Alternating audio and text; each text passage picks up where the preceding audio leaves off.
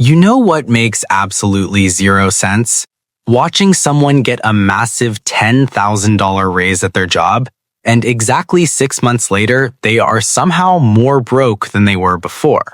They upgrade their car, they move into a luxury apartment, they buy a designer watch, and suddenly that massive paycheck disappears faster than an ice cube on a hot stove. It's a phenomenon called lifestyle creep, and it is the financial silent killer. It's the exact reason why making more money rarely solves your money problems. Instead of doing the math, our brains are completely hardwired to sabotage our own wealth. But once you see the traps, you can step right over them.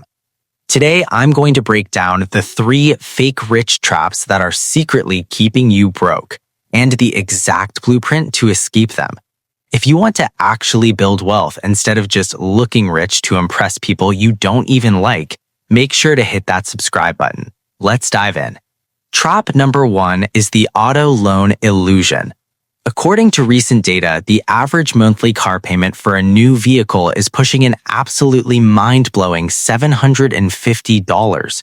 And that's not even including insurance or gas.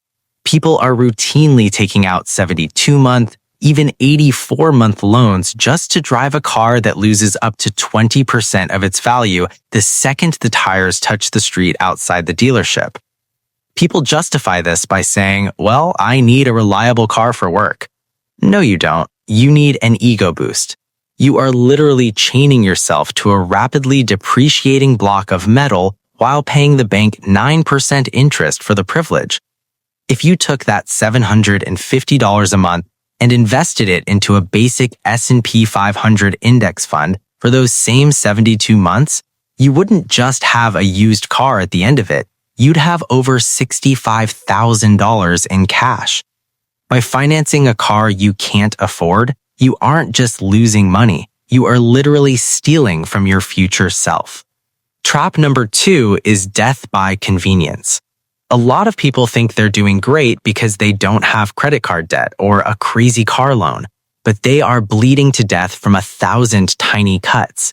You think you're living the dream because you have 4 different streaming services, a gym membership you haven't used since January, and you order food delivery 3 times a week. These companies are absolute geniuses. They know that a $15 monthly subscription is too small for your brain to panic about. But when you combine all those subscriptions plus the ridiculous markups and delivery fees on food apps, you are quietly draining hundreds, sometimes thousands of dollars a month. That is capital that should be compounding in your investment accounts. You are trading your financial independence for the convenience of not having to cook a $4 meal in your own kitchen. Trap number 3 is the House Poor Epidemic.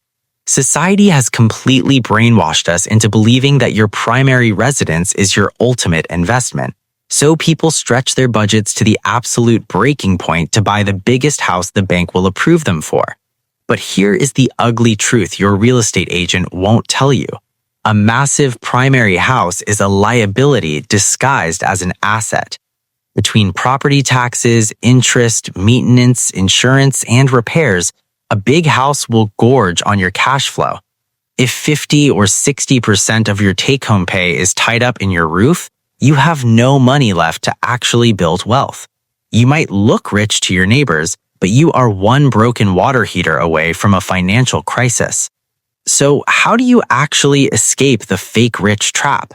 It's surprisingly simple, but psychologically incredibly difficult. You have to flip your financial sequence upside down. You need to start buying money trees instead of money vacuums. A money vacuum is anything that requires your cash to maintain it. Cars, big houses, subscriptions, and designer clothes. A money tree is an asset that pays you to own it. Index funds, dividend stocks, real estate that you rent out, or a profitable business. The ultimate secret of the wealthy is that they lock their lifestyle in place. If you currently make $60,000 a year and you get a promotion to $80,000, you don't suddenly have $20,000 to buy a new car or upgrade your apartment. You live exactly like you did on $60,000, and you use that new $20,000 gap to buy your freedom. You don't get rich by showing people how much money you spend. You get rich by keeping the money you make and putting it to work. If this video changed the way you look at money, hit that subscribe button right now. It helps the channel out a ton, and I will keep bringing you the best financial breakdowns.